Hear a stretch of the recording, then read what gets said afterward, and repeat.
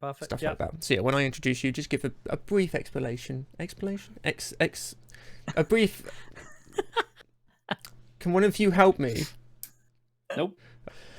You all ready? Yep. Yeah, I think so. That's a shame. Hello, everybody, and welcome to the Clip It podcast, episode 41. I did make sure that was correct. Now, it's weird to be back, I'm not going to lie, because I was at work the other day, just doing my own, dealing with my own business, and I was looking in a bowl of water as I was just sat in the kitchen, just minding my own business, doing nothing. And all of a sudden, it started to move, and I was flabbergasted. I realised my hand was moving up as well, and so I parted my hands, and the water parted. It was genuinely magical. I am Moses himself, Tactical TV, and I am joined by my wonderful hosts, Agent Oink. Hello. And Licious. One day those will make sense. And our very special guest, a very, very wonderful, beloved dad, gamer, and podcast presenter, the man, the myth, the legend, LoveMitt. Thank you very much. Absolute pleasure having you on today. No, I'm really excited. Thanks for getting us on. Thanks for dealing with that intro. I genuinely do think about them weeks in advance, and then it falls flat every single time I do them. It's always a shame. So yeah, how's your day going? Good. Yeah, really good. My day's been really good. Very productive, which is always nice. But yeah, I suppose obviously people want to know a little bit about me, I guess. So yeah, I am LoveMitt. People know me as Mitten, whatever, I suppose. A content creator. I started out on Mixer, and then obviously transferred over to Twitch. And then from that as well, I have started my own podcast about mental health within gaming. Oh, decent. Some of your fans may know I was kindly let on there to speak about my point of view, and it was a great experience. Very professional, better than this one. Enjoyed it.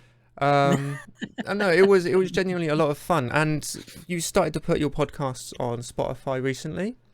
Yes, from the help from yourself. Thank you very much. You're more than welcome. It took me a couple tries to find the best way to put it up, but that one I 100%. Gave you, I think it's Spotify's official way of doing it, and you can do it on other platforms as well. So it's just quite convenient, and it works well. Spotify are allowing videos as well now, or at least I don't know if you first sign up or you have to do it for X amount of time. I don't know if you could put videos up there yet, but we recently got access. I don't think so. Nice. Okay. Yeah, so I assume it's then if you put X amount up or you're on the platform for X amount of time, which is pretty decent. Yeah, I like that. But I've been listening to your podcast. I listened to your one with Darth recently, he's been helping me out not too long after your recommendation. Yep. And one with, is it Dr. Steph? Yep, Dr. Steph as well. Yeah, that was certainly an interesting episode to listen through, and she is something else. She is absolutely amazing, super crazy, but in a really nice way. Yes, I saw her in your chat not too long ago, and it was fascinating just seeing some of the stuff she was saying. Yeah, definitely. But no, both great episodes, and you know what? I'm just gonna go straight ahead and ask this question because I thought it was very interesting when I was listening to the one with Darth. You have a Discord. I don't know if it's yours or you share it with someone, which is It's Only Pixels. Yep. And that name came out of that podcast. Was that planned, or did that genuinely come out of Darth just saying that's a really nice, like a really cool name? That was genuine. Me and Darth spoke about getting a community Discord for quite a while, and it just kind of made sense that we were going to do it. So me and Darth talked about it quite recently, and then so honestly, someone mentioned it to me while we were playing Escape from Tarkov, which is one of my main games that I still play, And they mentioned it to me, and they were like, "Look, it's who cares about kind of dying? It's only pixels and all that kind of stuff." And obviously, that's what I mentioned it to Darth when and saying it, it's only pixels, and it was. He literally was like, "Oh my god!" And he actually sent me a Discord message whilst we were still in the podcast, like saying, "Oh my god," and I was like, I didn't really understand. Then he obviously said it out, and I was like, "Yeah, 100%," and that was it. And then honestly, the day after, the Monday after, it was created. That's Darth decent. literally created the whole thing, and so yeah, I'm kind of me and Darth. It's mine and Darth's, but then we do have our mods that kind of no, they might as well be owners as well, Yeah. That's no. I just I was listening to that and he mentioned it and your reaction was just perfect because you kind of clicked in your head straight. I assume after he said the messages. Yep. Definitely. But I didn't know if it was something you had beforehand and you wanted to mention it, or it genuinely was made on the spot there and then. So that was genuinely cool. made it, and it's quite random because I and as I mentioned to you when I was doing the podcast, for me it's always just a chat. I liked it just to be a chat and not to be kind of too. The same with this, I suppose. Not to be too kind of regimented the way the way it's going to go. Just let it flow, and that's it. Oh, definitely, yeah. No, because I was listening to that and there was plenty of questions that you asked or he said, and I was like, damn, I wish I was talking about that on your podcast. And I was like, I could have gone another 2 hours. Honestly, that if I was if I was there with Darth, it probably would have never ended. Genuinely, I can't wait to hear more of them. They I listen to podcasts at work. I have that luxury of being able to, luckily. So you plan on putting the rest of them on there at some point?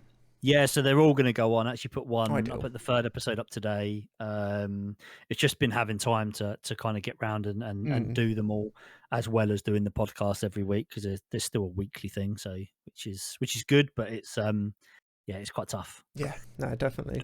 Well, Yeah. as always, I'll put all your stuff down in the description or info cards, depending on where you're listening to this from.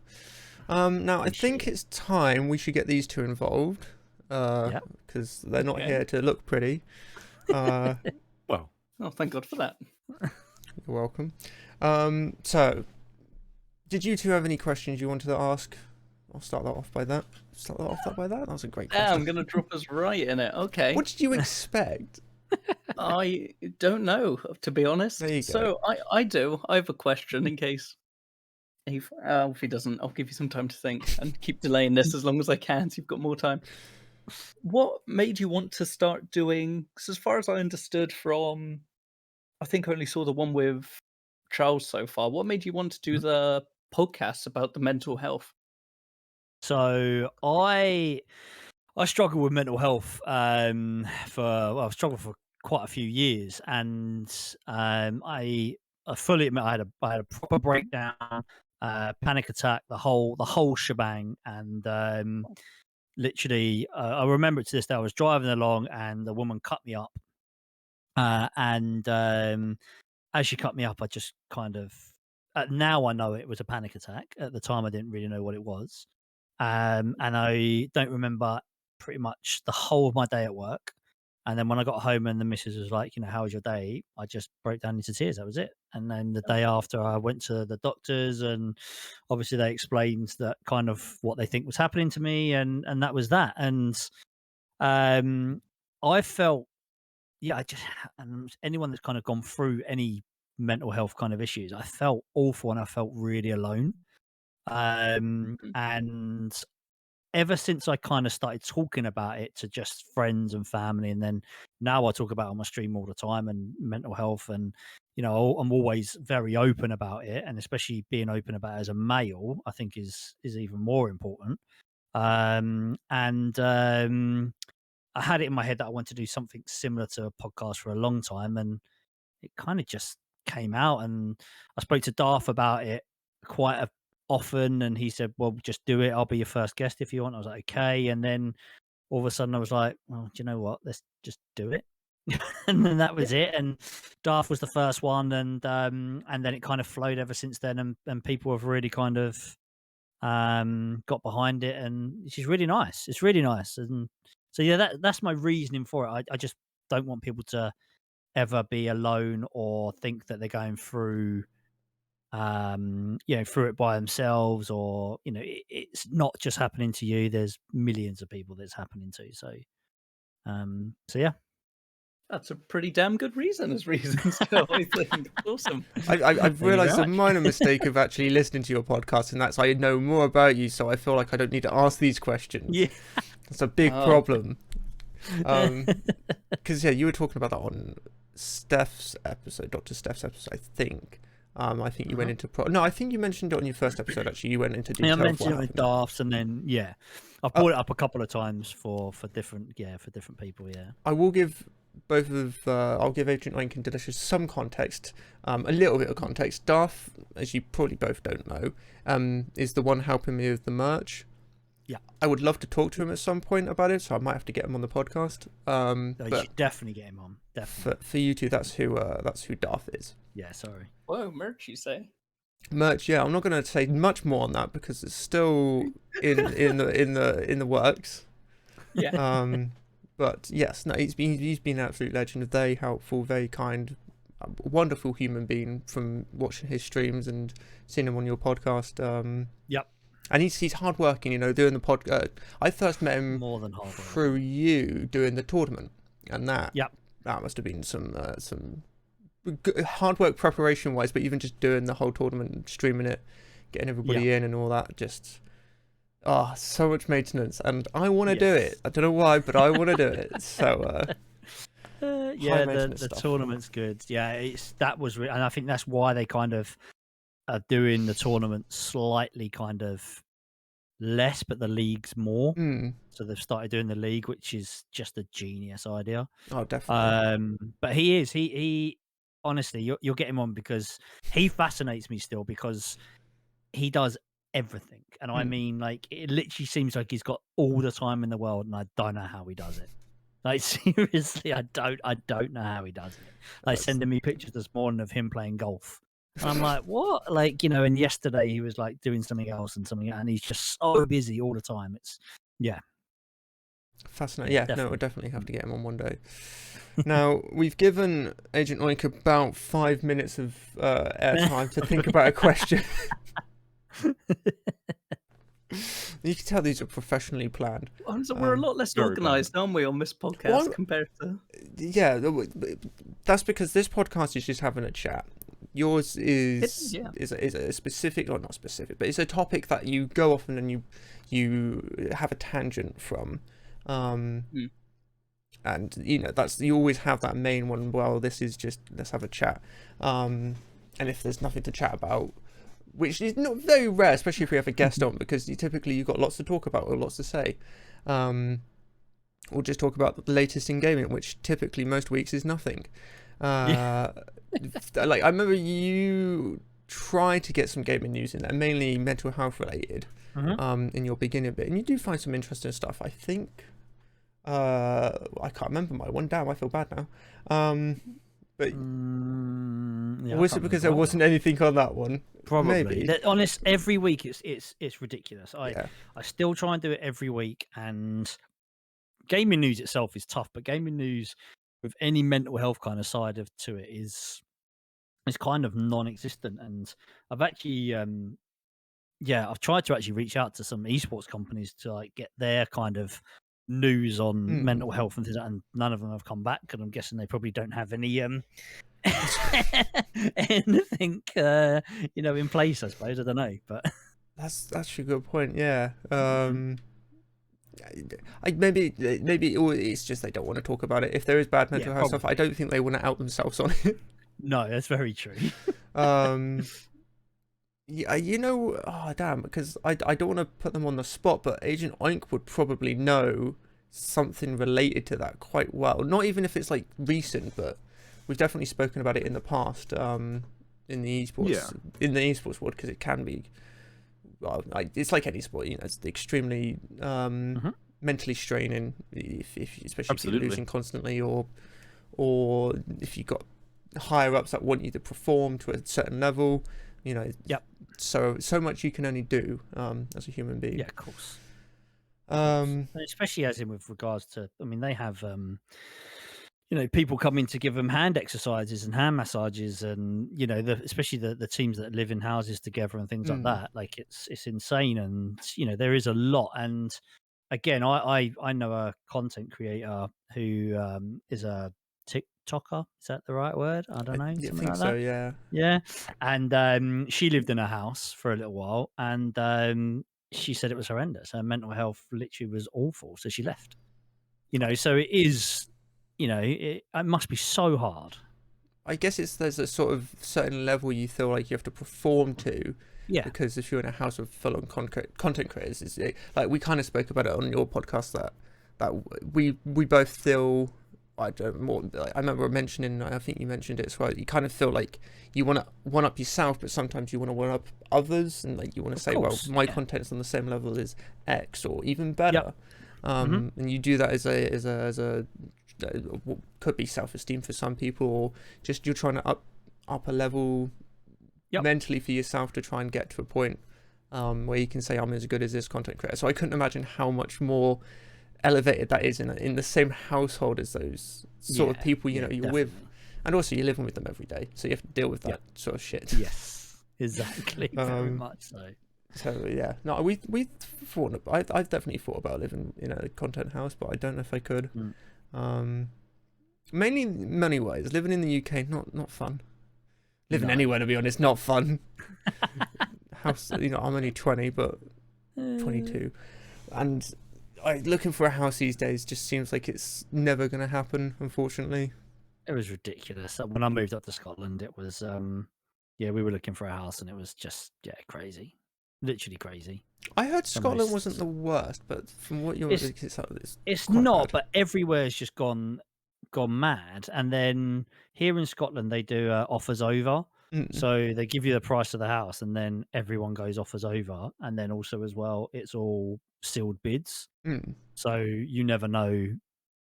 So you can't obviously then go, oh, they've offered this. Oh, okay, I'll offer more. It's just you put in a sealed bid, and that's it. Oh, okay. But houses are going, well, there was a house near us at the moment, and it went for nearly 100 grand over. Jeez. Damn. I mean, who's got 100 grand cash as well? Yeah, well, it's the problem. Is a lot of these houses, but like when you bid over, a lot of people will buy them and pay over if it means they get an extra house. They've got the money. It's not like they're gonna, live a year with no food if they buy it. Yeah. And it's just unfortunate for those who might just have enough for that house. Exactly. It's like you sort of ordeal. Yeah. Unfortunately, I live in a place. Well, specifically quite local to me, where the house prices aren't the worst, but income is one of the it doesn't add up, which is quite annoying. I would love to live. I don't know. I don't plan on moving away from this area or the country, to be honest. I know a lot of people that want to move country. And there are some, I'd love Scandinavia. Scandinavia is a place I'd love to visit. But I don't know if I could see myself moving just for family reasons. But, if it means a cheaper housing, might have to.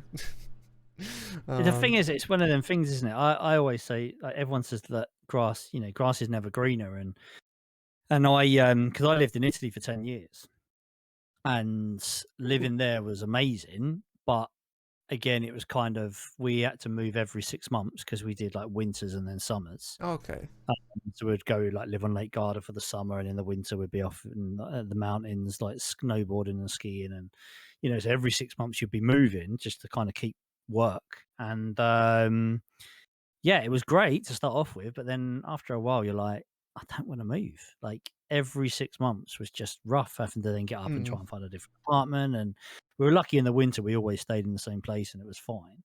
But then summers were tough, and then again wanted to start a family, and thought it was going to be obviously better to start a family here where we've got people around us, a bit more support, and obviously the NHS,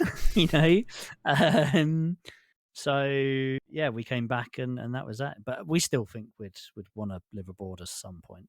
Definitely go back somewhere. It's nice to have, and you have that knowledge of what Italy's like if you were to go back there. And you got an idea of what living abroad's like anyway. Yep.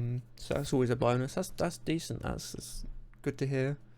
I'm old though, so I've had a lot of, a lot of life experience. Yeah, I still can't. I still don't think you look a day over 28. So you saying you were in Appreciate Italy that. a decade ago makes me. Hey, I am the big 4-0 this year, mate. Jeez. Okay. Yeah, I didn't expect you were out of your 30s at least. So. Yeah, crazy, Jeez. absolutely crazy. I know, right? You're doing well. You're doing well. Honestly. Thank you very much. Got a young Thank you. face. Yeah, Oh, it's the it's beard. all that fresh air is the beard, yeah, 100%. The big ginger beard.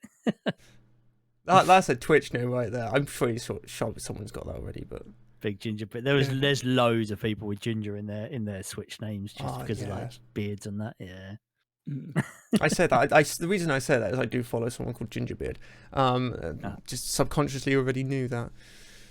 That's decent. I love how this is a game of podcast and we always talk about housing or politics. It's just perfect. So have you thought of any questions, Agent Oink? Yeah, I've got a couple. I've been waiting. Okay, You went to offer and then you end up on a tangent. It was a good tangent, but yeah. So I've only caught about half of the episode you did with Charles because I went to listen to it and then got caught up in life and definitely one of the things I struggle with my mental health is scheduling and managing to get around the things. So it's been on the back burner and it's very much stayed on the back burner and now we're here. But that's okay. So one of the things that I thought was quite interesting listening to it as a podcast that's focused on mental health within gaming is that gaming can definitely be a benefit and a good way to help, but it can also very much be a negative. Yeah, massive. And I thought it was really interesting that you covered that because I see a lot of people sort of on either end of the spectrum. There's either people that are sort of talking like gaming was great for me, it helped me escape from my everyday problems and struggles, and then you see people on the other end that are like gaming made me, I completely quit because it was causing me so many problems. Yeah. I think it's really good to try and advertise that in the right context with the right moderation and knowing your own personal limits and situations, that gaming can be a perfect solution as long as you don't let it become a problem. Yeah.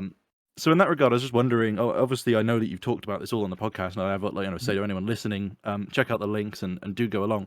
But obviously, people that listening might not have necessarily come across. So if you want to speak to that a little and your experiences with when it's been bad, when it's been good, what you know in that regard, I think it'd be really helpful for anyone listening. Yeah, of course. It's actually a really good question, and now you see it- why it is, that's why they're here to help me. and it's really true because I really wanted to make sure the podcast wasn't one-sided, and that is a massive for me because it has helped me out 100%. Like streaming, social media annoys me a little bit with this because streaming is my therapy, and it's not that streaming is my therapy, and then next minute I'm frying the controller, at the screen. It's for me and it's not always about the games. For me, it's about chatting to people, and streaming while I do it is just a benefit, and it's brilliant. So for me, that is definite. There are, but I still kind of know that, and as you mentioned that there are people that game and then all of a sudden they think it's helping, the next minute they're going into a slippery slope of gaming addiction, and then they're not looking after themselves, their mental health, their anything. Like they're not cleaning the house, they're not washing themselves, showering, the whole thing. And I do really want people to understand that it can be either end. Yes, there is a middle ground, and I think you've got to be very careful. But yeah, it is. It's a huge thing that I wanted to make sure that I could bring up is that gaming can be very, very bad and very toxic for you. And I've known people that are still in a gaming addiction kind of side, but they still won't even admit it. They don't stream or don't anything like that. They're just friends, and they still won't admit it, and they don't look after themselves, and they have mental health issues because of it. But they just, and again, I think it's the life that we're in of the old school kind of life of it will just go away, or I hate the saying "man up," but just people used to say just "man up," But yeah, for me, as I say, it is really important to make sure people do know. My sister's a psychologist, and she is very kind of anti-gaming for mental health. She thinks it's kind of bad for your mental health. but she's gone on a few courses and she can kind of see slightly different, and she sees a little bit in me, obviously. And then I'm kind of obviously the pro side of it, so it's nice that I've always got her kind of to talk to kind of get a different side of it as well, Mm. because she sees a lot of people that game too much and obviously have issues because of that. She never sees the side of, because now there's actually games that are going to be coming out next year that are going to benefit people's mental health. So they're going to be like games specifically to help people with their mental health. It's the same with anorexia. There's a game that's coming out, or it's already come out, and it's a VR game, and it kind of helps people that are anorexic, that are scared of food. And they put them into kind of a world, obviously, where they're sitting at a restaurant or at home or wherever, and then they bring a plate of whatever they don't like or they're scared of, just so they get used to kind of, okay, this is fine. I can do it here. I can do it in the real world. So it's really interesting that games are kind of helping and starting to develop. But yeah, I still want to massively make sure people know that it's not always the way, or always the way out. Yeah. I definitely think it's good that you mentioned that games are starting to move into that direction of designing themselves to be better as well. Yeah. Because even small things, I think back to when Satisfactory first released, and I was playing that, and they added the little feature that every couple of hours it gives you a pop up saying, you've been playing for a couple hours straight now. Go stretch your legs, get a drink, have a drink. Things, small things like that. And I know loads of people when that came out complained about it and were like, this is annoying. Yeah, and definitely. I do get where they're coming from, but from my perspective, it's at the end of the day, what does one notification affect when you've been sat there? It's not that big an intrusion into your life. And if it means that someone's getting up, just taking a second to, relax and stretch their legs, that's a good thing. Even if that's all they do, it's still an improvement. Yeah. For me personally, with my experiences, I've definitely had bad times gaming, especially with competitive gaming, Yeah. which is something that I really enjoy. I'm big into Overwatch and esports, and that side of Nice. stuff. Yep. So I've always really enjoyed playing it, but sometimes I'll get I've not played so much recently because I've got a lot better with it, but historically I'd get into these, long sessions of playing Overwatch for a long time every day, and I'd start to make poor decisions, and my gameplay wasn't where I wanted it to be, and Yeah. you get into this spiral, and you get into the slope, like you said, of ending up in a much worse place. And so one thing that's like really helped me personally, and obviously it's not going to work for everyone, but for some people, is that a lot of my gaming now has moved towards spending time with my friends. I don't game much single player anymore, Yeah. or like myself in a multiplayer game.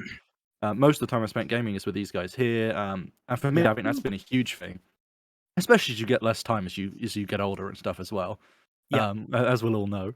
Yeah. I think it's a huge thing that I'd advertise for. Is I think playing games with your friends is great because it's a great way to have escapism, and as long as you talk about mental health as well, I think another great thing that you advocate for is being communicative about it. Yeah. Because you can get friends that maybe struggle with different things to you or don't struggle at all, and getting people that can check you and say, actually, I don't think this is maybe we should stop now, or that's enough, and Yes. saying stuff like that and just being communicative, I think is great because it can allow you to do those things in a way that doesn't then end up going past those boundaries and limits where you shouldn't really be going past, which to stop yourself in certain times can be pretty hard. Yeah. Oh my god. Um, Yeah. You're bang on right. You don't actually see it. It's that thing, isn't it? I don't think you ever see it until it's too late.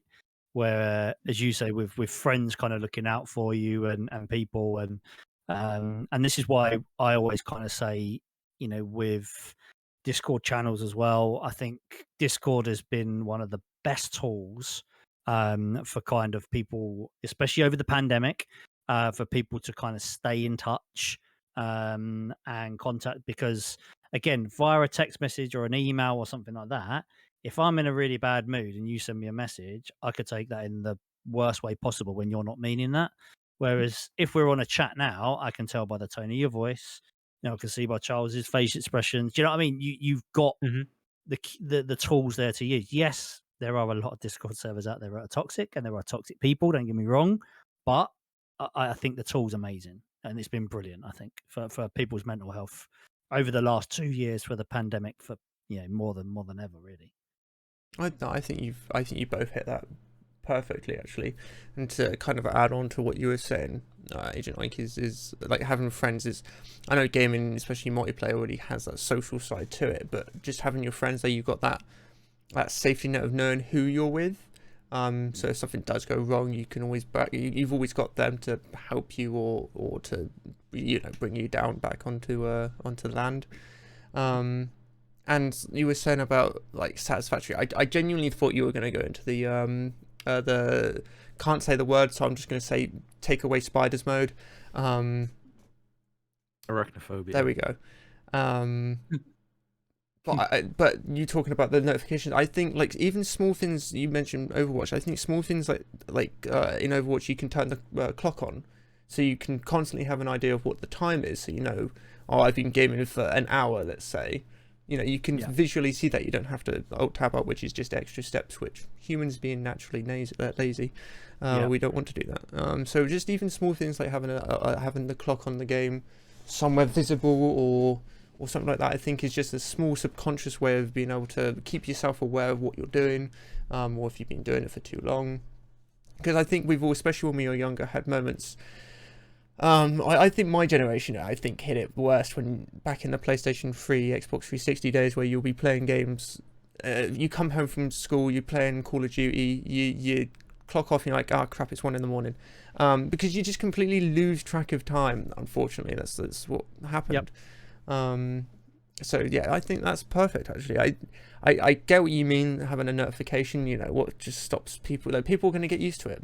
It's like alarm clocks. People, if you have the same alarm clock on for a year, you're just going to get used to it, and it's not going to work, is it? So having the same notification on, it's hard to say the best way of doing it, because you don't want to annoy everybody that's playing your game, but you do want to make sure they're not not going for a shower or going to the toilet or stuff like that. I know it's a bit of a meme in today's culture. It used to be. But I think multiplayer games are a lot harder because that's obviously the only way I could ever see something like that happening is they make the queues to get in just slightly long, or they make them 5 minutes exactly, or they make do you know what I mean? Where it's where it is like this is like your pool section. I don't know.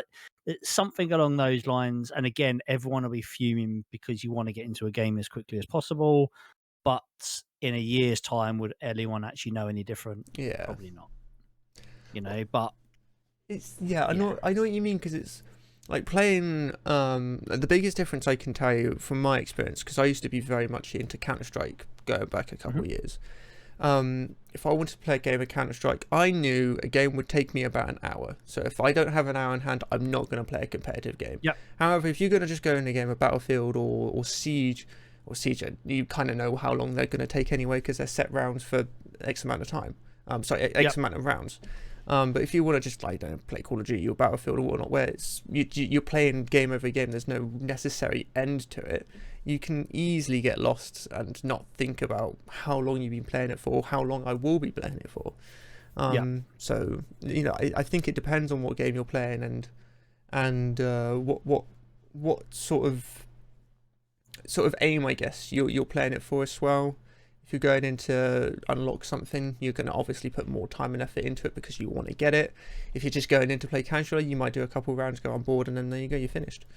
So I think it does very much depend on what you're going in for and mentally how you're going to actually achieve it or do it for. It's like I got to a point going back a year when I was doing content creation. And I tweeted this out. I wish I did a tweet longer instead of a bunch of tweets now, where I just started talking about how I just wasn't. I don't play games to enjoy them as much as, or at least then I didn't play them to enjoy them. I played them to stream them, and I kind of just got bored of that. And it was a hard time because I was like, I don't want to stop streaming, but I just don't enjoy playing these games. I am playing them for an audience and not for myself. And I think everybody gets to that point. Big streamers, they have to play these games, for content creators in general have to play these games for countless hours and edit them after, especially. And you just get bored of that. It does happen. Fatigue, burnout, all this happens to all of us. And it's mentally knowing when that's happened, how you're going to recover from it, and make the best out of it. If you can take that rest and work around that burnout, or find a method that will help you recover in a way where you're not losing out, that's best. But I just made that mistake where I just pushed too hard, and I just didn't want to play any more games. And I still do feel like that occasionally. Like I'm just like, I don't want to play this game because I'm just not enjoying it. But that's good though, because you realise now. Yeah, I know it's annoying, but I know it, unfortunately. So it's but like what Agent Oink said is playing games with friends has definitely brought back that enjoyment of playing games. I love coming. We played Sniper Elite 4 recently just because we saw it. We thought it'd be a bit of banter, and that was good fun. I don't know why, but Agent Oink has decided to play War Thunder, and that's become something. Something. Yeah. We've done Overwatch in the past. You're right though. I literally, a friend of mine, I used to play loads of games with him, and he hasn't been around for a little while, and he's started to just slightly come back into a bit more gaming. And the other day he was like, "Oh, I'm just gonna go and play Raft. Do you want to play Raft?" And I was like, "Oh my god, I haven't played Raft for so long." And now all of a sudden I'm freaking hooked on it again. Like it is just, but it's so much fun because we literally just go and have a bit of a laugh with each other, and it doesn't have to be on stream. It doesn't have to, anything, and it's just a bit of fun, and I love it. And I will only play games that I want to play. Where before I would look at, I'm playing this game because that's where my community is, and that's where, especially when I was on Mixer, that is, I couldn't play anything else because my views would go from X to 0 to one person viewing. I couldn't change at all. And that was really hard. And then coming over to Twitch was a very similar thing, because you start going, I just need to build that community back up again, and you build it up with one game, and then as soon as you start going over to something else, and then you get to a stage where I'm like, I don't care. I just want to play what I want to play. But then it's actually really interesting you brought this up, because Twitch has brought out that new feature. I don't know if anyone knows this. You might have to name it, because Twitch bring out new features every other week, it seems. That's very true. They bring out new testing features every other week, I should add. They I can't even remember where it is now. It's under, I can't remember where it is, but basically it tells you I think it's under Insights maybe. Okay. And it will tell you similar games that you might want to play. There you go. So it says what I've been playing, and then similar games. So I've been playing Raft, and then it says similar games you might want to play, and it will say the average viewers is 88 viewers per one channel of this certain game. And then it's and I think it's a very good idea and a very good tool that you can look at, but I think people are going to look at this a little bit too much and go, oh my god, I need to get 88 viewers, I'm going to play this game. And then they might absolutely hate it, but they'll still play it because they're like, oh my god, I'm going to get the viewers. Yeah, no, that's understandable. You saying that, to be honest, I thought you were, oh yeah, I've literally just seen that, wow. Under stream summary. I don't know if I should really, so this is, I'm so glad you told me about this now, because my most recent game was War Thunder, and do you want to know the top 3 games it suggested? Go on. Epic 7, which I've never heard of, Captain of Industry, and my personal favourite, Dinosaur Fossil Hunter. What? Fossil Hunter. Never heard of these games. Yep, there you go. That is definitely. I definitely brilliant. think a lot of people that are doing streaming that are at the size where it's not their main income, which is, I think a lot of people forget, the overwhelming majority of people on Twitch, and it's very easy to see all the big numbers, but the reality is that most people are not using it as their main income. Yeah, I think so many people, it can be it's real tough to differentiate in that mindset. And obviously you want to grow your channel, and maybe you might want to make it full time and your main income in future, but it's it's a real hard decision, especially early on. And do I try and grow my community around this one game, even at the detriment to my own health, or do I immediately try and diversify, play things that I'm enjoying, even if that changes over time and I don't play this game for a year and then come back to it later? Which is the better option? Because one probably does, sadly, I think, because of how people consume content and how the website shows people that content will probably be more successful. But at the same time, if you get up to a certain viewer, whatever your goals are, say it's 100 viewers with this one game, you're very locked in once you've got to that point, because those 100 viewers have grown with you for the past however long on that game. And I think something that people forget is that even if you're potentially sacrificing viewers at some level, doing what's better for yourself, what you enjoy more, I think that's still the better option, because at the end of the day, if both options still aren't going to be your full-time income, why on earth would you ever pick something that's being effectively a detriment to your health? You're making it a chore rather than something that you initially went into because you enjoyed it. And it's definitely tough, because like you say, people will look at those insights and they are useful, as with all insights and video numbers, they are useful, but people will also use them negatively. And it's a real tough thing to balance, I think, for some of these companies. But I think the main thing is trying to make people aware, when they're looking at them, to look at them only when they're in a positive place and they can look at them and they're, prepared to understand what they mean. And also just sort of at the end of the day, if you're enjoying yourself and you've got, somewhere, even if that's not your end goal, you're still somewhere, and the achievement of getting there is still important and significant, rather than focusing on, the potential that you could have. Which I think a lot of people obviously do in content creation. It's very hard to not end up in that sort of situation. Of course, yeah. I think the hardest thing, especially recently, I've seen a lot of people getting partner on Twitch, which is amazing, which is absolutely brilliant. And they get partner, and then they're like, right, I'm not going to play that game anymore because I actually don't like it, but it's got me to where I want to be. But then the average views, instead of it being the 75, 80 plus or whatever it was, they go down to 20 viewers, which is fine for average. But then all of a sudden they think that they're partners, so they think that they're going to get all this money, and then they don't. And then I think that's where they're going to people start burning out. And then, i.e. anyone that's partner, you look at them, the average stream length or minimum is 6 hours.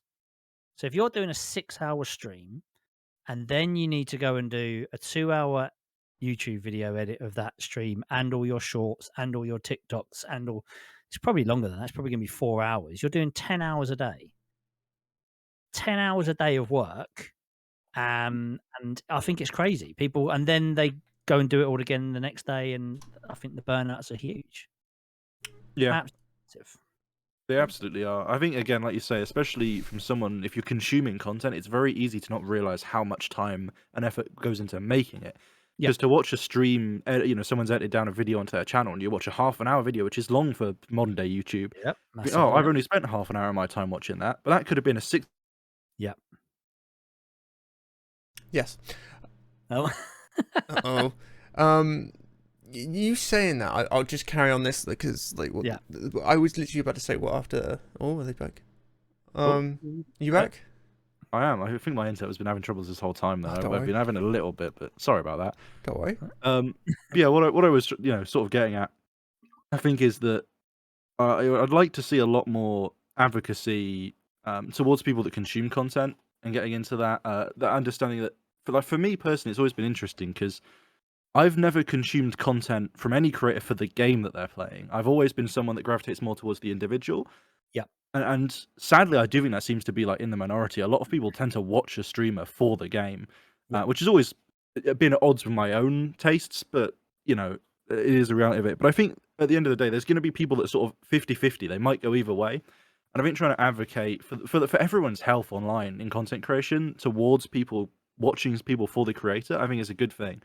And I think even when it comes down to things like, maybe you're into FPS games more. So when you're watching your stream play an FPS game, you could put more focus on watching that stream. But if they're playing something that's not an FPS, but you still enjoy their personality, I think that's time you lurk, or you put it on the second monitor and do something else at the same time.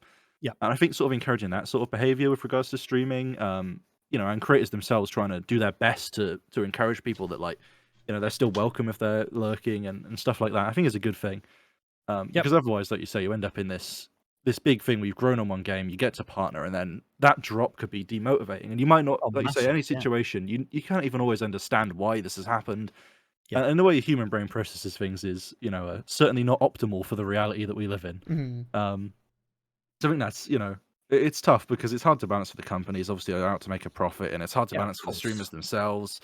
Yeah. who obviously want as much engagement as possible in a sense that it's very fulfilling. But I think people definitely need to be, like you say, it's just awareness, making people aware so they can make conscious decisions about how they structure their content in a way that's best for them. Yeah, and Yep. like to kind of carry on that point of like, I think one of the other bigger problems is the partner and Twitch is such a if you're, especially if you're a classic Twitch streamer, we've been doing it for a while, you kind of see partner as this overarching goal that you want to get. But I don't think unfortunately, I don't think many people realize that when you become a partner, you become, you get a contract. But as far as I'm aware, your split doesn't change unless you negotiate that, which seems at the beginning very unlikely is going to actually happen. Because they need to understand, again, they need to make money. It's not like they're not making money. It's Amazon, or Twitch. But but at the end of the day, if you're not going to make them enough money as a partner, they're not going to want to give you more. They're not going to want to up that split. And you never know, they might even change it to everybody gets 50-50 for some reason. So the whole partner thing just seems like it's, if you get to it and you've done all this hard work and then it's no different, and you're just what you've done there is it basically just made yourself more what's the word I'm looking for? Basically, just you're stuck on Twitch now. You can't do anything else anywhere. You can't. You're more or less a Twitch employee at that point. You don't make any more money. You're doing more for them than you get out of what you're doing. It's unfortunate, but it just seems like that's the case. And to be honest, I've made the decision to stop really promoting subs because, well, for one, I never really wanted to do that in the first place. I don't think people should pay me money. But I would rather them donate through Streamlabs, Throne, or if I was to set up a Patreon, let's say in the future or whatnot, I would rather them do that than put half of their money into Twitch and instead of me. Because the whole point of someone subbing to you is them donating to you, but what they're in theory doing is paying Twitch, which then Twitch are just paying you a smaller cut of that. Which is just an unfortunate thing. So it's nice to have stuff like, if you want to do early access videos or exclusivity, there's the word, but like exclusive stuff for your community. Twitch, you got loads of integrated Discord bots and Twitch bots that allow that to happen.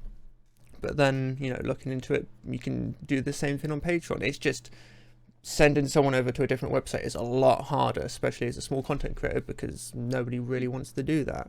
No one wants to go out of their screen to go and do something. Yes, and I think you found out the hardest possible way is moving from Mixer to Twitch.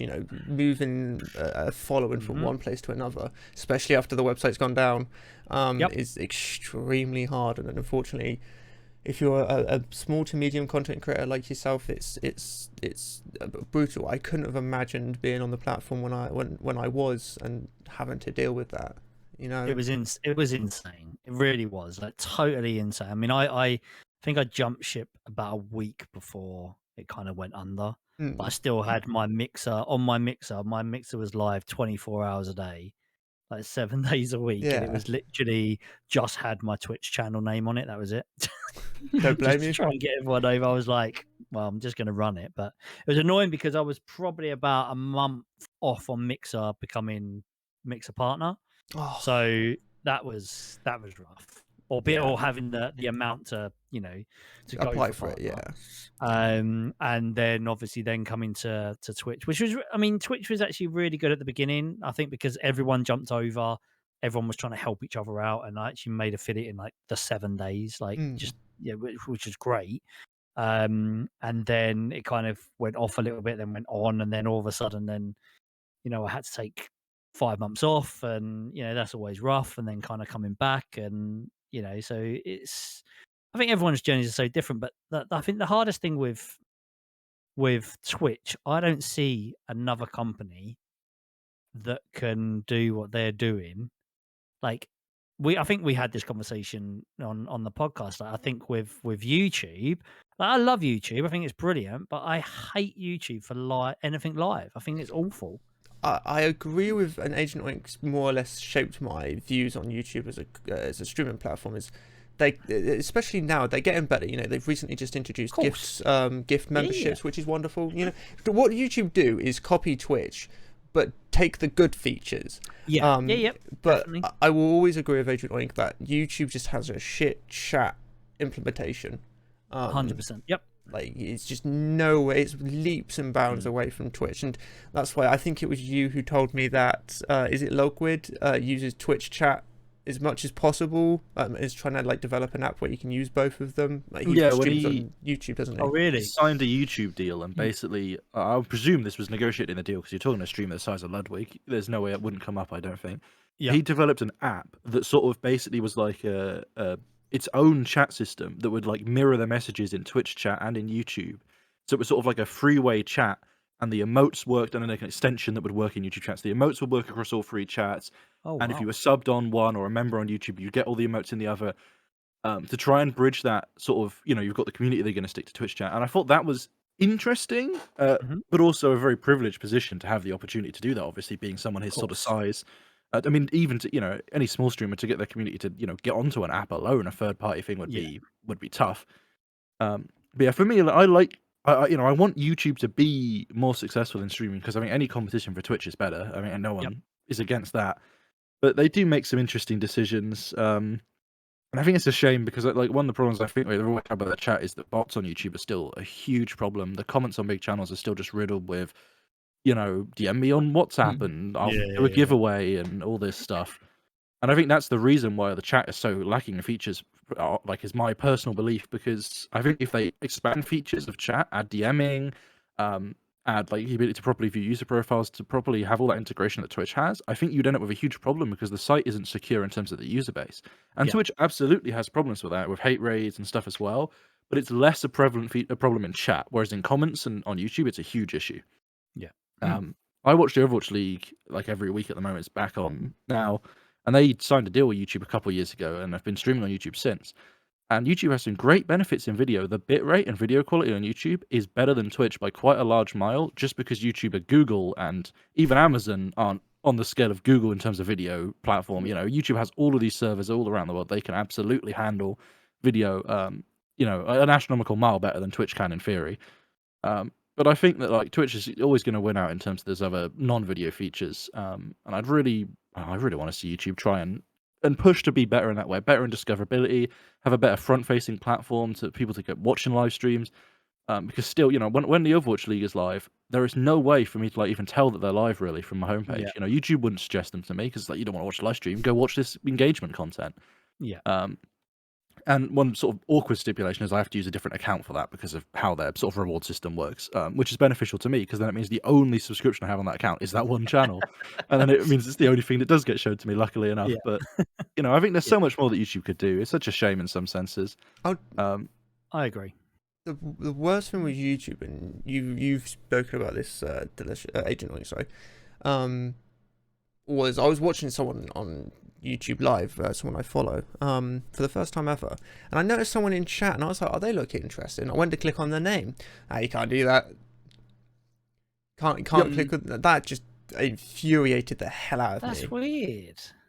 Again, I think the reason you can't do that is because they know if they allowed that, all the chats would be flooded with, you're watching a live stream on Ludwig's channel, all the chat is, DM me, I'm Ludwig, you know, I'll give you a giveaway. And especially if I think Twitch's user base trends older. Both trend young, but I think Twitch's user base trends slightly older than YouTube because YouTube's more accessible. Kids are on YouTube from a younger age with YouTube Kids and stuff like that. A lot of people that go to Twitch end up on Twitch because of gaming, and generally you don't start gaming until you're a little bit older. So I think they've got a lot of safety concerns. So I do get why they do it, and I'm not suggesting that right now as the platform they would allow that, because I do think it would be genuinely quite bad and it would lead to a lot of problems. But at the same time, you know, they need to deal with these. I mean, some of these channels are posting comments on, and all they've done is use this different, like, you know, not font, but different Unicode characters for someone's name. And it's like, you know, it's not a basic task. It's not a hard task, sorry, to deal with that. And they still haven't even implemented like a filter that prevents those comments from getting, you know, sent in chat.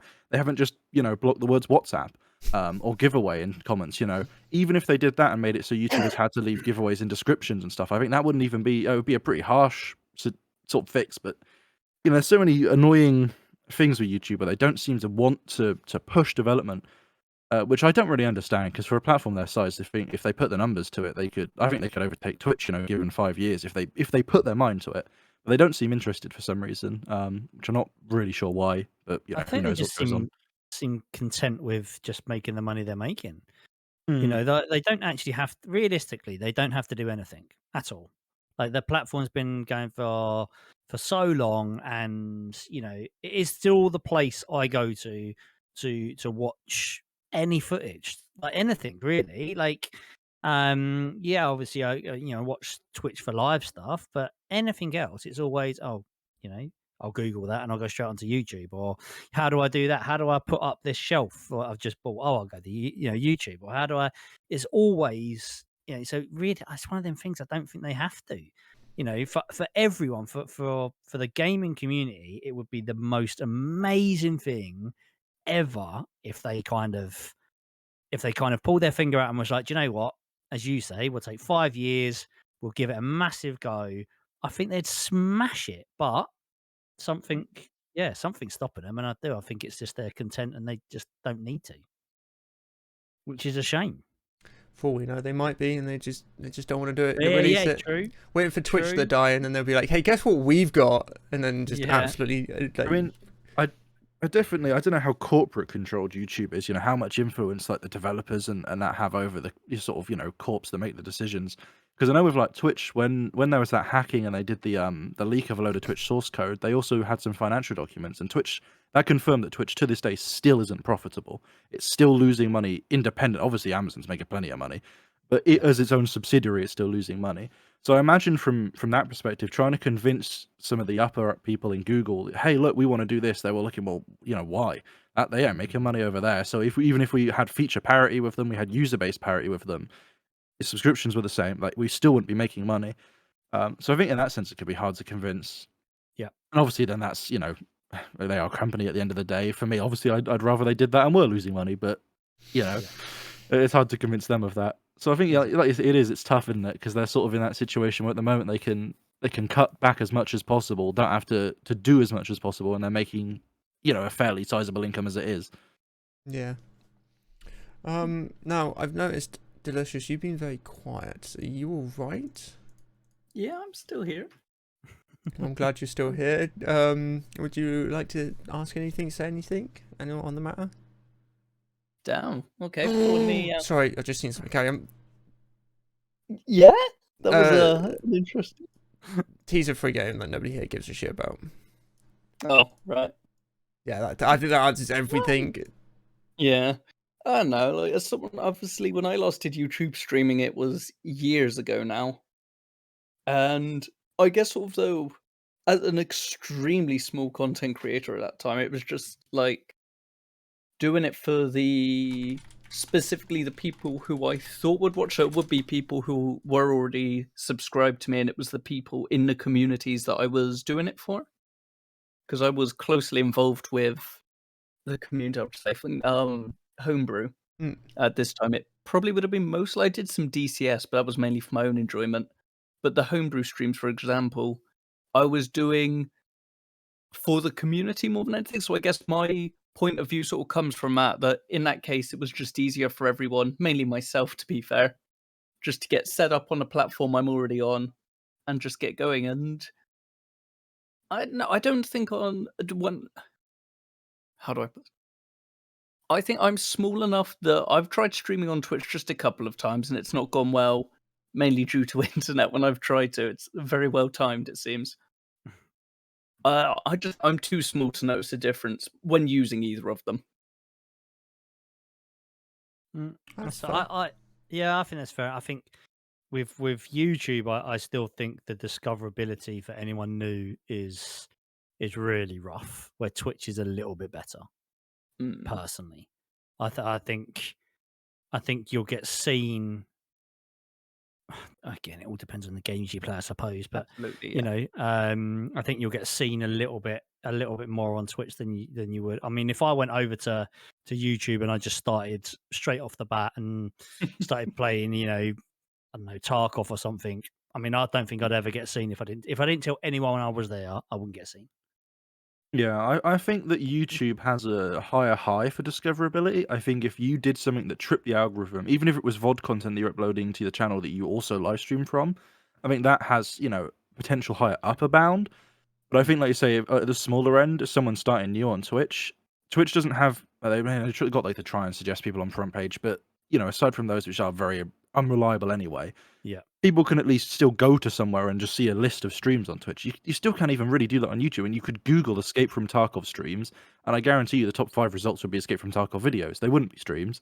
Yeah. They'd be like VODs probably, and then a couple big channels. It's real hard to get going on YouTube, I think. I think both platforms suck for discoverability overall, to be fair, but I definitely know what you mean. If you jump ship, I mean, how would anyone find you on YouTube? It's not, unless you advertise elsewhere, you do VOD content, and that happens to do well. I mean, there's nothing Yes. on the platform. Yeah. Because I tried to watch multiple times and look at live stuff on YouTube, and yeah, I found it pretty much impossible unless I was following or subscribed to that person. But then again, as you say, like even with the Overwatch stuff, it's still not going to push it to you, and you Yeah. still don't know when they're live. And whereas if I'm I've been watching Rainbow Six, the league on Twitch, and as soon as it comes on, I literally get a notification, bosh on my phone straight away. I go and watch it. Done. It's really simple. Mhm. But yeah, YouTube is which is a shame because I still think it's an amazing platform, an absolutely amazing platform. Just not for live for me Streaming, at the yeah. moment. Mm. Yep. Now, I do have a question for you, and that is, we briefly mentioned your camera and your beautiful setup you've got. I can see is that a moonlight in the background on your shelf? Yeah, actually, it's not on, but yeah, Oh, it is a moonlight. I wanted one of those for a couple of years back. They look beautiful. Do you know what? I actually bought it for the little one, Oh. and to put it in his room, and then we realised that it's in his room. It needs to be total darkness for him to properly get ready and go to sleep. So Yeah. ended up here. Fair. Oh. Now, are you also very interested in audio? Yeah, I am. I'm actually. It's really funny you say this. I've been looking at new audio, so I've been looking at the Go XLRs and some other stuff recently for audios. Yeah. Oh, decent. Because I just noticed you. No, we can't see this, but Agent Oink also has a pair of DT990s. Yep. Wouldn't you say they are the greatest pair of headphones you've ever worn? Wouldn't you agree, Delicious? Yeah, I absolutely agree. Damn, I was trying to. I think mine are. Oh, What do you I know have what again? you're trying to do. Oh god, Sony's. These are where the letters get confusing. I think they're the WHs as opposed to the WFs. They're the actual headphone versions, basically, of their noise cancelling line. Oh yeah, the wireless. The XM4s. Yeah, oh yeah, wireless Bluetooth. Which I didn't really care for much at first. I used them plugged in for years, but then I always had problems because I bought a cheap 3.5mm cable and it would always break. Fair. Yep. But now I'm using Bluetooth, and honestly, it's been fine and great. No delay. No, Because I saw a couple of times it'll randomly. A couple of times it'll very randomly suddenly get a second delay, and that can be annoying. But it will normally fix itself either after a minute or a reconnect, which isn't ideal. But with how rarely it happens, it's not a problem. Fair. But I just yeah, thought I was honestly, going to try and out you with. There's 3 of us here who have the ultimate. no, I do well. Whilst we're speaking about audio, I do want to try and improve my mic. I've been trying for quite a long time, as you two both know. I've brought You two have. mics. Do you want to give context to what mic you have? Yeah, so I'm currently using the 80-2020 USB Plus. I think it's the Plus. What's the difference? I don't know. It doesn't I say thought on the it. USB Good was just called the question. Plus. I think the USB. Oh, it might be. And then the normal. Because the standard one. The standard one's XLR. So I did buy myself a mixer. I got a Yamaha MG10XU. I got it off Gumtree.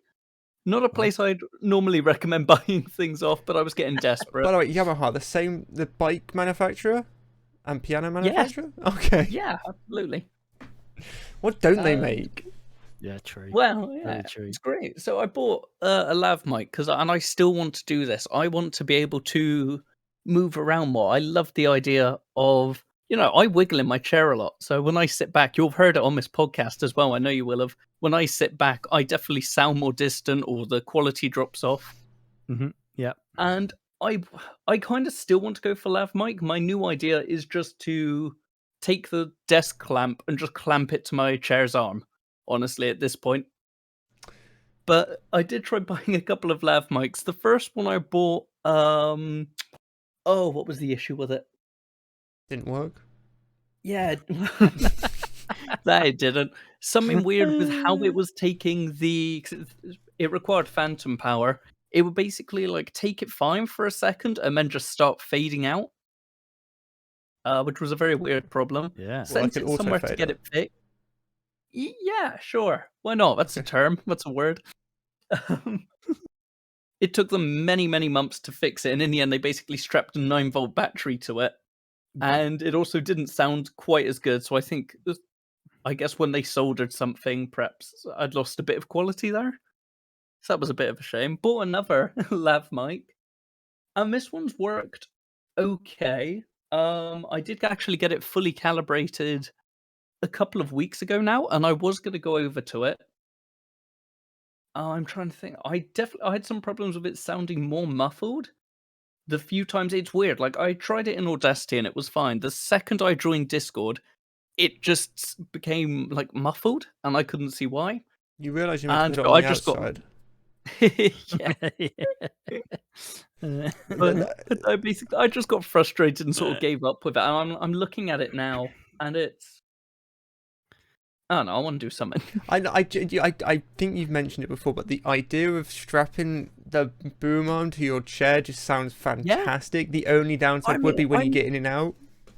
Yeah. Well, that's exactly it. I'm running out of ideas. My plan long term, I kind of want to make an ultimate gaming chair where I just have like a tray that folds out with my keyboard on, maybe my mouse on, so everything would be attached already. I might probably be looking at some weird old armchair thing, which would mean I wouldn't be able to swivel or move it. I need a new desk as well if I need to do that. But Yep. Actually, that kind of does Hopefully- bring up a good. Also, I can. I was just going to say, hopefully that will fix the issue, and I'll be able to, because then I can mount a proper high quality, like the. Oh god, someone's going to have to help me here. I'm going to get it wrong. Is it the Shure SM7B? Yes, Is that correct. Yay, wonderful. I want that. Ideally, that sounds pretty good to me. If I could just put that on my chair, that would be. You know, a mic's good when it Ideal. hasn't changed for 40, 50 years. It's more or less the exact same since it's been like, made. That actually kind of makes that brings up a good question I just thought about. Is there any dream item, be it for streaming or just for personal use, you would love to get in your setup? Was that directed at me? Sorry, was it? No, I guess all of you. anyone. Yeah, anyone. Anyone? Cool, few. Good, less pressure on me. Because And I it's know across the 5 entire already off the setup. top of my head. Exactly, that's the problem. I could just. I mean, yeah, there's so many things in theory. I need a new mic. On the topic of audio, I have actually got a full Go XLR, which I'm very We all lucky to need new have. mics. But I'm Well, using it I with a don't. mic that's worth about, I don't know, maybe $40 that I got in a package deal like 10 years ago. Because I've just never, it sounds fine enough for speaking with my friends, and it's like, is it really justifiable to spend the money on it when this is working? So I've sort of just been waiting for it to break, and it just seems to keep going. So I'm sort of in that boat regard. So I guess for me a new mic, but I wouldn't be able to name one. It just I don't know specifically. Would you Fair go enough. for a Shure? I mean, I've considered the Shure, but it's so expensive. It's like £360, I think it is. And then you probably, like, even with a Go XLR, I probably want a bit more of an amp. So I want, like, the cloud lift is what most people go for. And then that's another like, £150, £200. Like, and it's just like, I mean, I could get a mic for less than that still sounds decent. Maybe not quite as good, but it still sounds like, it's hard to justify spending money on audio at times. Yeah, I've been looking on. Sorry, just quick. I've been looking on eBay. You guys know I love to find deals on things. I don't think I brought anything full price in my setup, thankfully. And man, even then, I'm just the Shure mics hold their value so well, even secondhand. It would seem. Yeah, I'm like still you can waiting still for that buy lucky one from the 70s for about £200. it's Hmm. ridiculous. But then again, it's just the top line of quality. You can't It's not just beat the top 9; it's the name. Yeah. Not even just the Shure brand. That Yeah, specific yeah. mic has got a legacy around it. It's so well known. If I'm not Yeah. wrong, there's another Shure mic which is the generic sort of like 60s silver, like Elvis mic is the way I would describe it. The very distinct. I think that's a Shure mic, and they still go for a fair amount because that was, again, it's an iconic mic. And it has like a very retro. I think, if I'm not wrong, people like it because it has a very radio sound to it, warm, fuzzy radio sound to it, which people You're love. thinking of the 55SH, maybe? Probably 55 Like the old school, the old school. Yes. Yeah, like rhythm and blues type. It is a of shocker, mic yes, with yeah. a harmonica type yes, of vibe. yes. Yeah. Because that has a very warm radio. Mhm. People still love them. They go for Yep. silly amounts.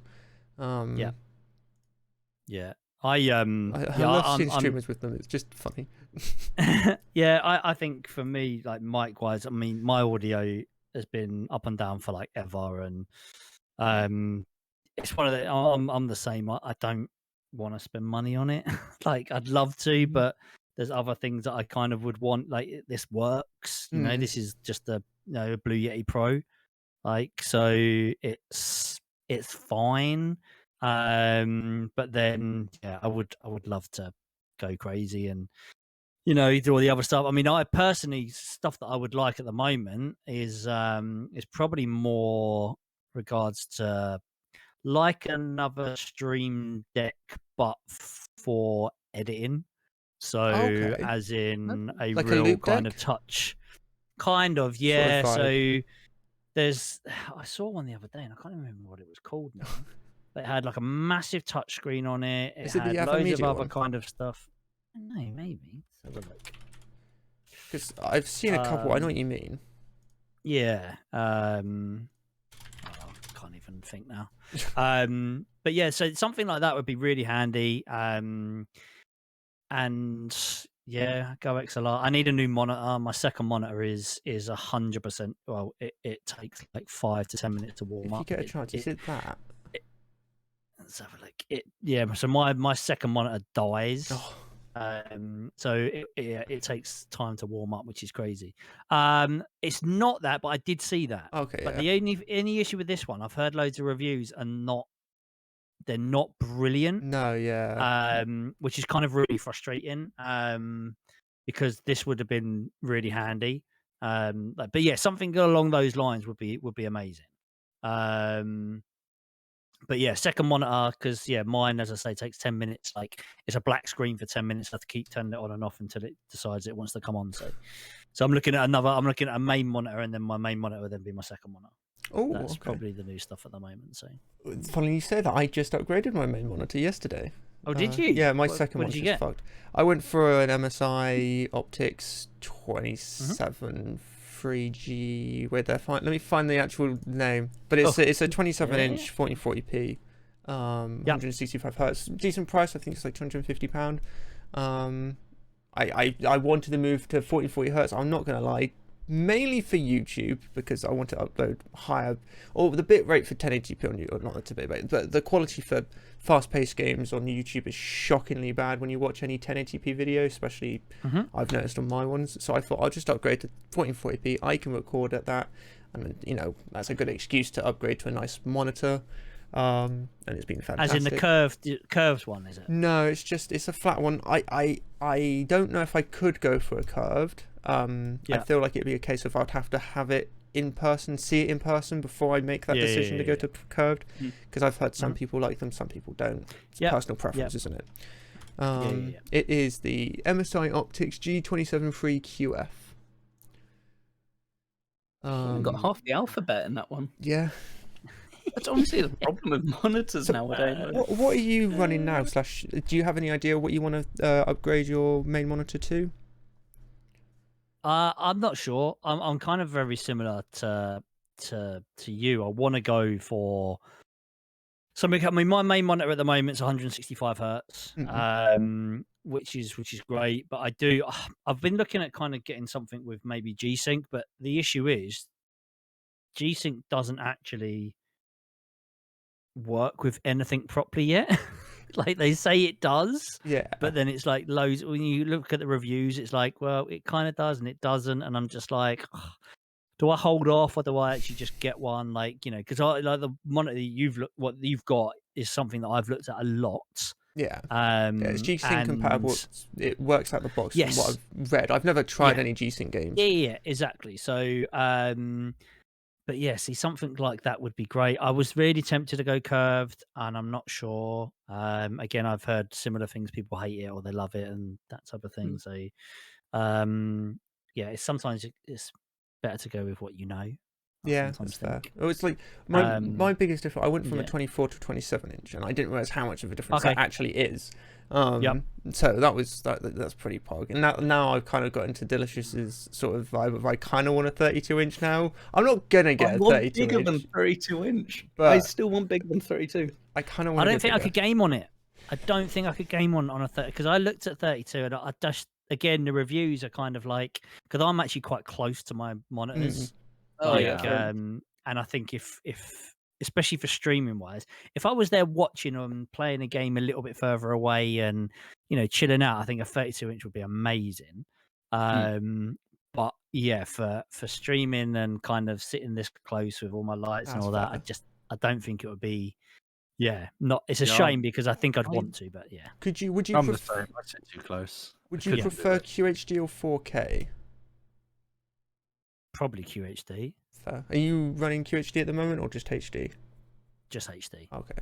I would recommend QHD if you can. Obviously, price is a huge thing. Yeah. You can get some good QHD monitors for £200, even sub £200. I think Agent Oink's running, at least from when I was checking the brand you're running, you can get I think sub £200 quite easily QHD 27 inch.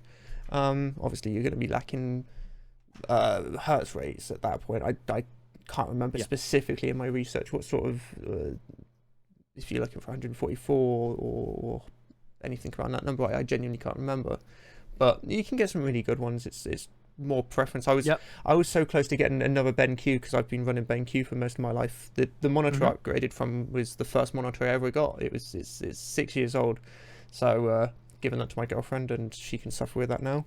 The color was completely off on it. Yellows were shockingly bad. Yeah. And That's like my second monitor is horrendous. It's like it's a Samsung. It's an old Samsung one that my dad had, and I was like, I'll just take it just because you're going to throw it away. I'll have it as my second monitor. It's fine. But the colors again, like looking from both, especially like because I also as well I have it on its side, so I have one vertical. So my second monitor is vertical. Just again, so like color wise, when I'm doing stuff, if I'm doing stuff over two monitors, like it's crazy, like actually crazy.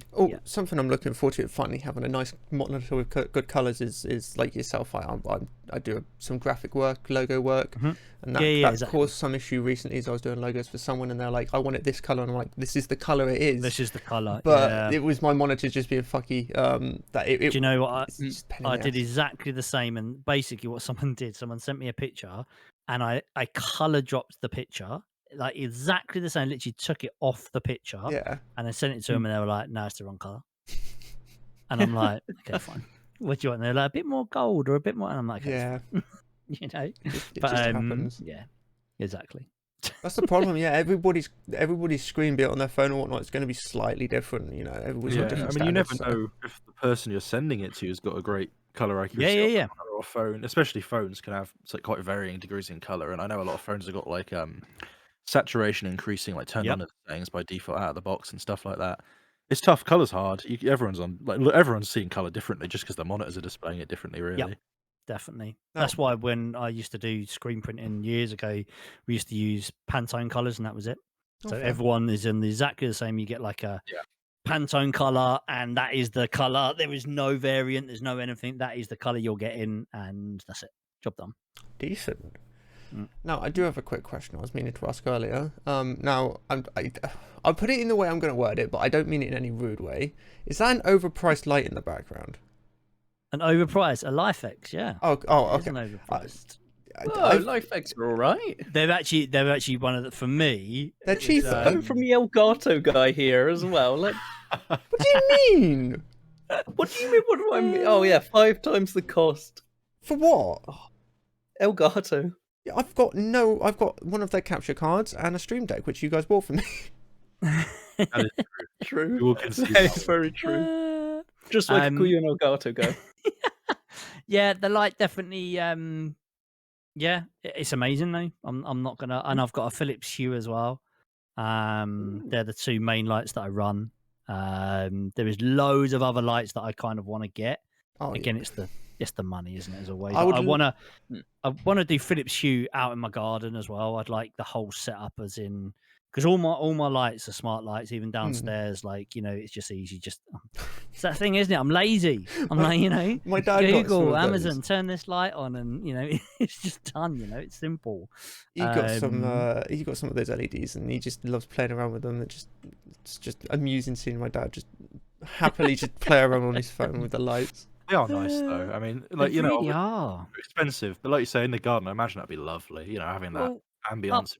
Uplighters, all that type of stuff. It does, like on your decking, things like that. It would just look stunning. I've always wanted Nanoleaf, but my god, are they expensive? I wouldn't do Nanoleaf. I really wouldn't. Well, I'd probably go like if Lifex have one, I know Go Vidu or whatever they pronounce Now the name. the issue with Govee, and I'm not going to slate them. Good, because I have all of my lights in my room are Go V at the moment. The issue is I use I use Lumia Stream. So Lumia Stream, basically, whenever I get any kind of bits, subs, alerts, whatever, I can have flashing lights. So my whole lights will flash. Everything will go crazy. Govee recently turned around and said that they're not supporting Lumia.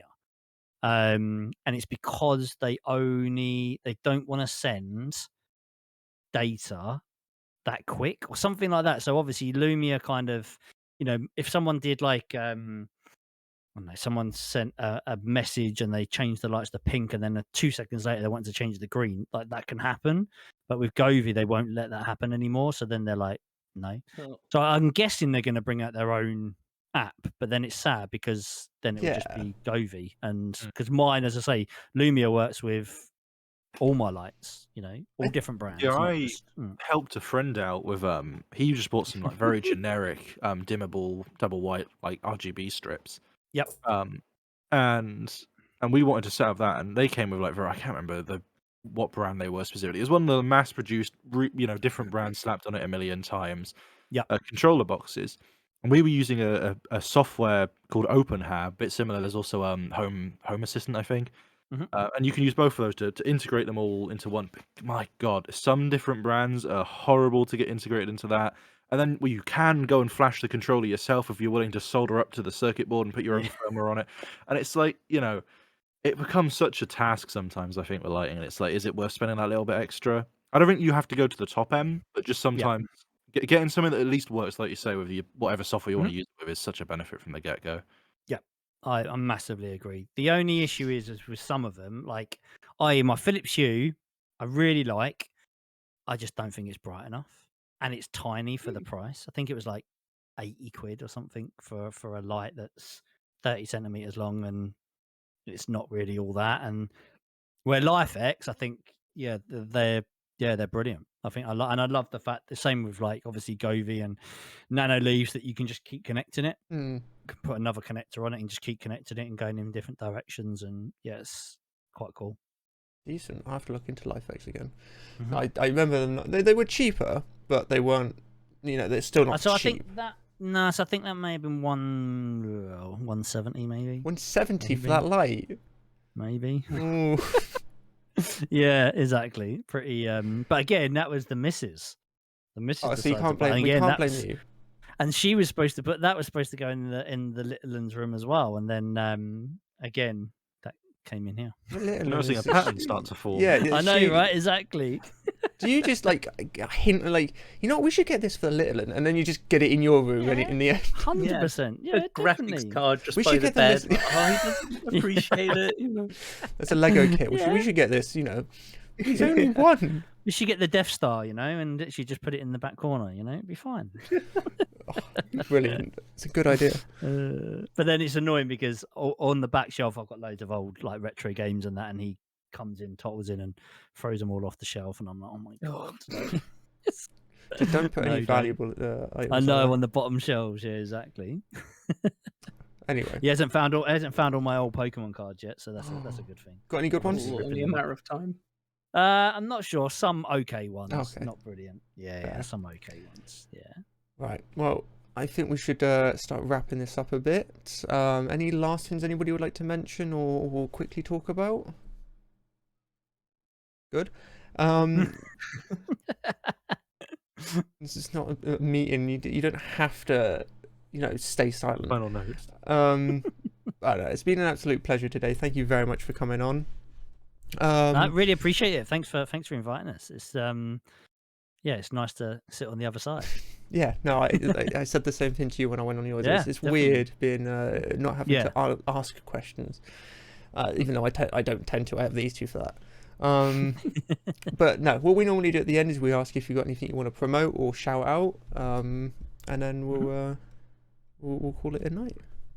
Yeah, of course. So yeah, promote wise, 100% is the podcast for me. So it's called the Health Bar, mental health within gaming. As Charles said, it's literally on YouTube and Spotify. The episodes are going out on Spotify. But every Sunday 1 p.m. on Twitch and YouTube they go out. So that's every week at the moment. Not this Sunday, the following Sunday. I don't even know the dates. It's gonna be the 12th. We have a really big Tarkov partner Tarkov streamer coming on to the podcast to talk about his mental health, which is going to be wicked. Because this is not going out until 2 weeks is it from not? now. It will go to subs next week or this Sunday, and then it'll be everybody that Sunday. Okay, Do you want to let us know who that might be? Yep. Do you want I can to say say a you name out there? guys. Just promote it a little bit. Yeah, I've got Talkie coming on. Ooh. So if you watch Escape from Tarkov, and I've watched Talkie for a long time, and it's one of them people that, again, I watch him because of obviously Tarkov, but now I'll watch him play anything. I don't really care because he is just a super funny, nice guy, and I'll just watch him in the background, have it on, like the whole thing. And so I sent a message out to him and a couple of other people, and have come back, and he's come back, and he's like, when do you want to do it? And I was like, okay, that weekend. He's like, yeah, fine. That's mental. It's bit amazing. of a fanboy kind of moment, which is pretty cool. I've got some other people that are coming on, hopefully, in the future. One who is basically going to hit 1 million subs on YouTube. He's coming on, I think, in about 2-3 months' time, just because he's crazy busy at the moment. So that's exciting as well. It's the thing is, this is it. Just to promote that podcast, because I just want people to talk. I really do. I want people to open up and talk about it, and people aren't alone anymore, and definitely you just need to look after your mental health and talk about it. And that's kind of the main thing. If you want to come and watch my really bad Twitch gameplay on Escape from Tarkov or anything like that, then obviously, of course, come along to that. But apart from that, I appreciate you having me on. It's been good fun. Absolute pleasure. Genuinely, thank you very much for taking your time out of your day and coming over. No worries. As mentioned at the beginning, we'll put all your links down there because I highly recommend everybody go and give the podcast a listen. If you got Spotify, listen to on the train, on the bus, if you're working, allowed to, whatnot. Give it a listen. It's exactly genuinely a good joy. But no, thank you very much. And what about Agent Oink and Delicious? You want to shout out anything? No, I'm good. They get my shout outs every week. We gotta, give it to the guest. Yeah, that's exactly what I was Fair. going to say. I don't think we can top that, honestly. Especially that podcast. I really do think that is worth a check out. It's been awesome having you on as well. Yeah, it's been good to chat. Awesome. I mean, this is the thing, isn't it? I think, again, these type of podcasts, I think I love them because you can just chat about everything and anything, and I love how exciting it is and how the direction of which it goes. I think it's brilliant. So no, I do appreciate yeah, you guys having me on. It's been great. Thank you very much. And yeah, that was this episode. I hope you all enjoyed it. And yeah, that's the outro, I guess. It's always Awesome. always high quality outros. Very high quality. Always alcohol. Oh.